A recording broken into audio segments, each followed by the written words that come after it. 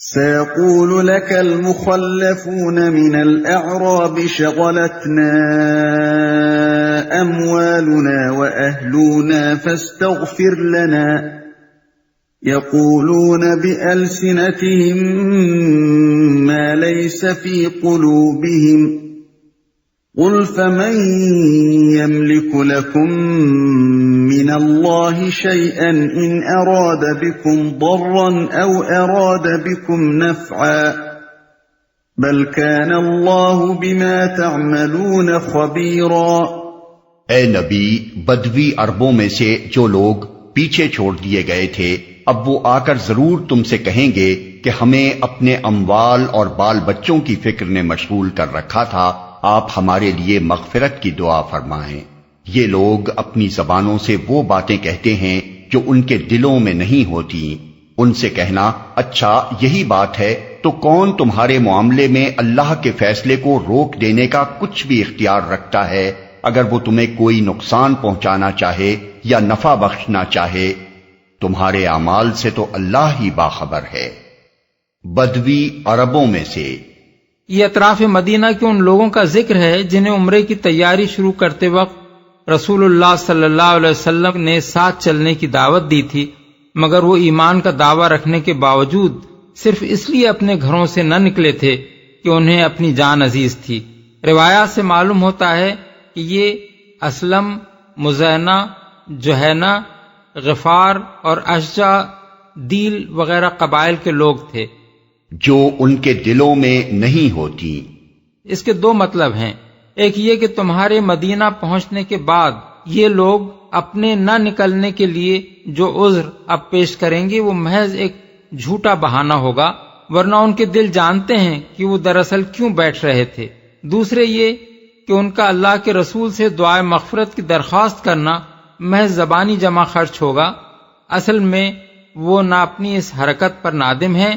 نہ انہیں یہ احساس ہے کہ انہوں نے رسول کا ساتھ نہ دے کر کسی گناہ کا ارتکاب کیا ہے، اور نہ ان کے دل میں مغفرت کی کوئی طلب ہے۔ اپنے نزدیک تو وہ یہ سمجھتے ہیں کہ انہوں نے اس خطرناک سفر پر نہ جا کر بڑی عقل مندی کی ہے، اگر انہیں واقعی اللہ اور اس کی مغفرت کی کوئی پرواہ ہوتی تو وہ گھر بیٹھے ہی کیوں رہتے۔ اللہ ہی باخبر ہے، یعنی اللہ کا فیصلہ تو اس علم کی بنا پر ہوگا جو وہ تمہارے عمل کی حقیقت کے متعلق رکھتا ہے۔ اگر تمہارا عمل سزا کا مستحق ہو اور میں تمہارے لیے مغفرت کی دعا کر دوں تو میری یہ دعا تمہیں اللہ کی سزا سے نہ بچا دے گی، اور اگر تمہارا عمل سزا کا مستحق نہ ہو اور میں تمہارے حق میں استغفار نہ کروں تو میرا استغفار نہ کرنا تمہیں کوئی نقصان نہ پہنچا دے گا۔ اختیار میرا نہیں بلکہ اللہ کا ہے، اور اس کو کسی کی زبانی باتیں دھوکہ نہیں دے سکتی۔ اس لیے تمہارے ظاہری قول کو میں سچ مان بھی لوں اور اس بنا پر تمہارے حق میں دعائے مغفرت بھی کر دوں تو اس کا کوئی فائدہ نہیں ہے۔ بل ظننتم ان لن ينقلب الرسول والمؤمنون الى اهليهم ابدا وزين ذلك في قلوبكم وظننتم ظن السوء وكنتم قوما بورا۔ مگر اصل بات وہ نہیں ہے جو تم کہہ رہے ہو، بلکہ تم نے یوں سمجھا کہ رسول اور مومنین اپنے گھر والوں میں ہرگز پلٹ کر نہ آ سکیں گے، اور یہ خیال تمہارے دلوں کو بہت بھلا لگا اور تم نے بہت برے گمان کیے، اور تم سخت بد باطن لوگ ہو۔ تمہارے دلوں کو بہت بھلا لگا، یعنی تم اس بات پر بہت خوش ہوئے کہ رسول اور اس کا ساتھ دینے والے اہل ایمان جس خطرے کے منہ میں جا رہے ہیں اس سے تم نے اپنے آپ کو بچا لیا۔ تمہاری نگاہ میں یہ بڑی دانشمندی کا کام تھا، اور تمہیں اس بات پر بھی خوش ہوتے ہوئے کوئی شرم نہ آئی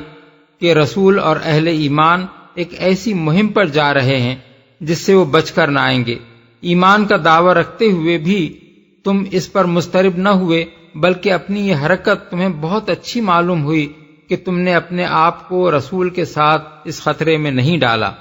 سخت بد باطن لوگ ہو۔ اصل الفاظ ہیں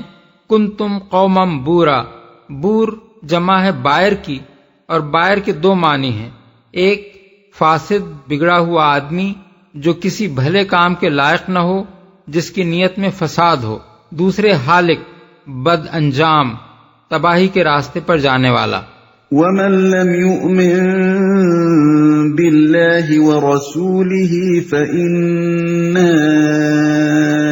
أَعْتَدْنَا لِلْكَافِرِينَ سَعِيرًا۔ اللہ اور اس کے رسول پر جو لوگ ایمان نہ رکھتے ہوں، ایسے کافروں کے لیے ہم نے بھڑکتی ہوئی آگ مہیا کر رکھی ہے۔ یہاں اللہ تعالیٰ ایسے لوگوں کو صاف الفاظ میں کافر اور ایمان سے خالی قرار دیتا ہے جو اللہ اور اس کے دین کے معاملے میں مخلص نہ ہوں اور آزمائش کا وقت آنے پر دین کی خاطر اپنی جان و مال اور اپنے مفاد کو خطرے میں ڈالنے سے جی چرا جائیں، لیکن یہ خیال رہے کہ یہ وہ کفر نہیں ہے جس کی بنا پر دنیا میں کسی شخص یا گروہ کو خارج از اسلام قرار دے دیا جائے، بلکہ وہ کفر ہے جس کی بنا پر آخرت میں وہ غیر مومن قرار پائے گا۔ اس کی دلیل یہ ہے کہ اس آیت کے نزول کے بعد بھی رسول اللہ صلی اللہ علیہ وسلم نے ان لوگوں کو جن کے بارے میں یہ نازل ہوئی تھی خارج از اسلام قرار نہیں دیا، اور نہ ان سے وہ معاملہ کیا جو کفار سے کیا جاتا ہے۔ وَلِلَّهِ مُلْكُ السَّمَاوَاتِ وَالْأَرْضِ يَغْفِرُ لِمَن يَشَاءُ وَيُعَذِّبُ مَن يَشَاءُ وَكَانَ اللَّهُ غَفُورًا رَّحِيمًا۔ آسمانوں اور زمین کی بادشاہی کا مالک اللہ ہی ہے، جسے چاہے معاف کرے اور جسے چاہے سزا دے، اور وہ غفور و رحیم ہے۔ اوپر کی شدید تنبیہ کے بعد اللہ کے غفور و رحیم ہونے کا ذکر اپنے اندر نصیحت کا ایک لطیف پہلو رکھتا ہے۔ اس کا مطلب یہ ہے کہ اگر اب بھی اپنی غیر مخلصانہ روش کو چھوڑ کر تم لوگ اخلاص کی راہ پر آ جاؤ تو اللہ کو تم غفور و رحیم پاؤ گے۔ وہ تمہاری پچھلی کوتاہیوں کو معاف کر دے گا اور آئندہ تمہارے ساتھ وہ معاملہ کرے گا جس کے تم اپنے خلوص کے بنا پر مستحق ہوگے۔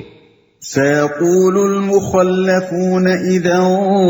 انطلقتم إلى مغانم لتأخذوها ذرونا نتبعكم يريدون أن يبدلوا كلام الله قل لن تتبعونا كذلكم قال الله من قبل فسيقولون بل تحسدوننا بل كانوا لا يفقهون إلا قليلا۔ جب تم مال غنیمت حاصل کرنے کے لیے جانے لگو گے تو یہ پیچھے چھوڑے جانے والے لوگ تم سے ضرور کہیں گے ہمیں بھی اپنے ساتھ چلنے دو، یہ چاہتے ہیں کہ اللہ کے فرمان کو بدل دیں۔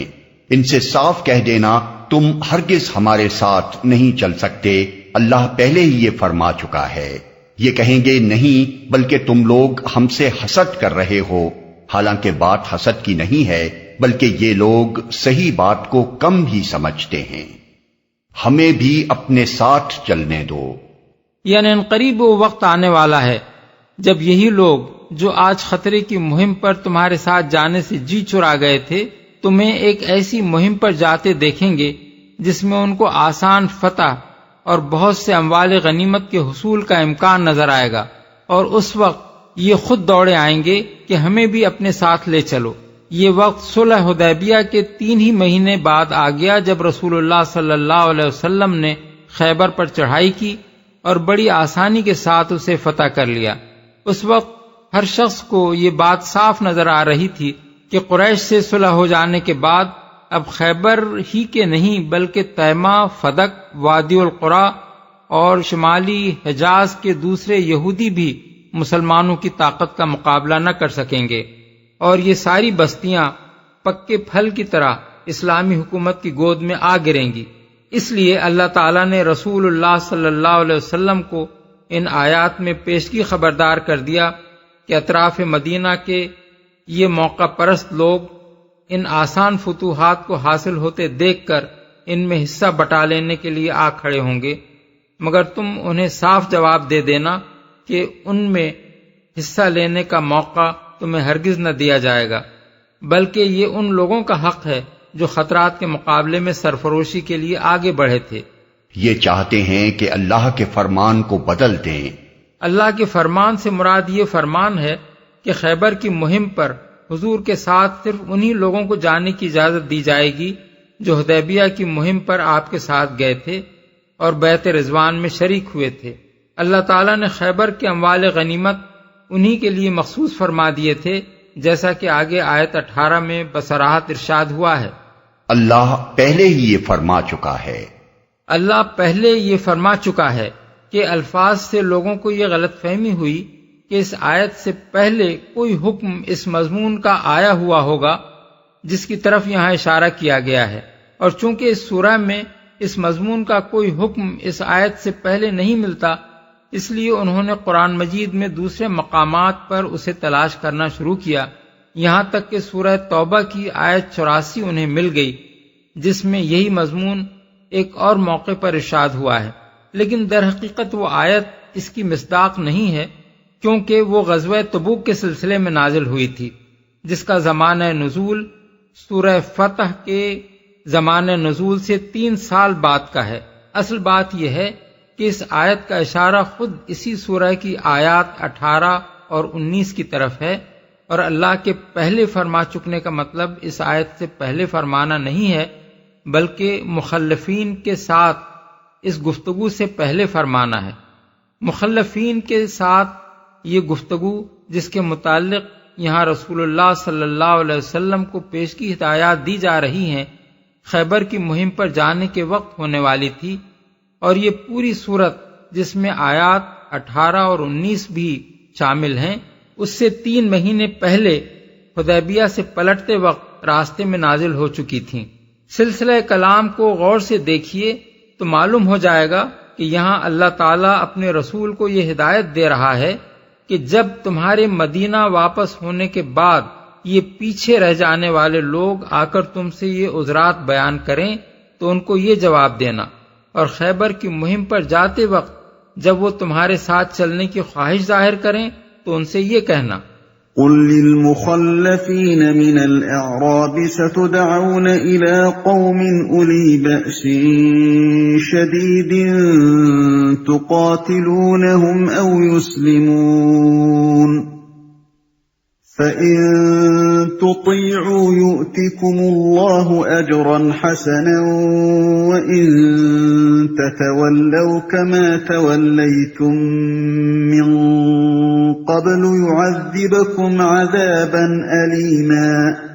ان پیچھے چھوڑے جانے والے بدوی عربوں سے کہنا کہ عنقریب تمہیں ایسے لوگوں سے لڑنے کے لیے بلایا جائے گا جو بڑے زوراور ہیں، تم کو ان سے جنگ کرنی ہوگی یا وہ مطیع ہو جائیں گے۔ اس وقت اگر تم نے حکم جہاد کی اطاعت کی تو اللہ تمہیں اچھا اجر دے گا، اور اگر تم پھر اسی طرح منہ موڑ گئے جس طرح پہلے موڑ چکے ہو تو اللہ تم کو دردناک سزا دے گا، وہ مطیع ہو جائیں گے۔ اصل الفاظ ہیں او یسلمون، اس کے 2 معنی ہو سکتے ہیں اور دونوں ہی مراد ہیں، ایک یہ کہ وہ اسلام قبول کر لیں، دوسرے یہ کہ وہ اسلامی حکومت کی اطاعت قبول کر لیں۔ ليس على الأعمى حرج ولا على الأعرج حرج ولا على المريض حرج ومن يطع الله ورسوله يدخله جنات تجري من تحتها الأنهار ومن يتول يعذبه عذابا أليما۔ اگر اندھا اور لنگڑا اور مریض جہاد کے لیے نہ آئے تو کوئی حرج نہیں، جو کوئی اللہ اور اس کے رسول کی اطاعت کرے گا اللہ اسے ان جنتوں میں داخل کرے گا جن کے نیچے نہریں بہہ رہی ہوں گی، اور جو منہ پھیرے گا اسے وہ دردناک عذاب دے گا، تو کوئی حرج نہیں۔ یعنی جس آدمی کے لیے شریک جہاد ہونے میں واقعی کوئی صحیح عذر مانے ہو اس پر تو کوئی گرفت نہیں، مگر ہٹے کٹے لوگ اگر بہانے بنا کر بیٹھ رہیں تو ان کو اللہ اور اس کے دین کے معاملے میں مخلص نہیں مانا جا سکتا، اور انہیں یہ موقع نہیں دیا جا سکتا کہ مسلم معاشرے میں شامل ہونے کے فوائد تو سمیٹتے رہیں، مگر جب اسلام کے لیے قربانیاں دینے کا وقت آئے تو اپنی جان و مال کی خیر منائیں۔ اس مقام پر یہ بات جان لینی چاہیے کہ شریعت میں جن لوگوں کو شریک جہاد ہونے سے معاف رکھا گیا ہے وہ دو قسم کے لوگ ہیں۔ ایک وہ جو جسمانی طور پر جنگ کے قابل نہ ہوں، مثلا کم سن لڑکے، عورتیں، مجنون، اندھے، ایسے مریض جو جنگی خدمات انجام نہ دے سکتے ہوں، اور ایسے معذور جو ہاتھ یا پاؤں بیکار ہونے کی وجہ سے جنگ میں حصہ نہ لے سکیں۔ دوسرے وہ لوگ جن کے لیے کچھ اور معقول اسباب سے شامل جہاد ہونا مشکل ہو، مثلا غلام، یا وہ لوگ جو لڑنے کے لیے تو تیار ہوں مگر ان کے لیے آلات جنگ اور دوسرے ضروری وسائل فراہم نہ ہو سکیں، یا ایسے قرض دار جنہیں جلدی سے جلدی اپنا قرض ادا کرنا ہو اور قرض خواہ انہیں مہلت نہ دے رہا ہو، یا ایسے لوگ جن کے والدین یا ان میں سے کوئی ایک زندہ ہو اور وہ اس کا محتاج ہو کہ اولاد اس کی خبرگیری کرے۔ اس سلسلے میں یہ وضاحت بھی ضروری ہے کہ والدین اگر مسلمان ہوں تو اولاد کو ان کی اجازت کے بغیر جہاد پر نہ جانا چاہیے، لیکن اگر وہ کافر ہوں تو ان کے روکنے سے کسی شخص کا رک جانا جائز نہیں ہے۔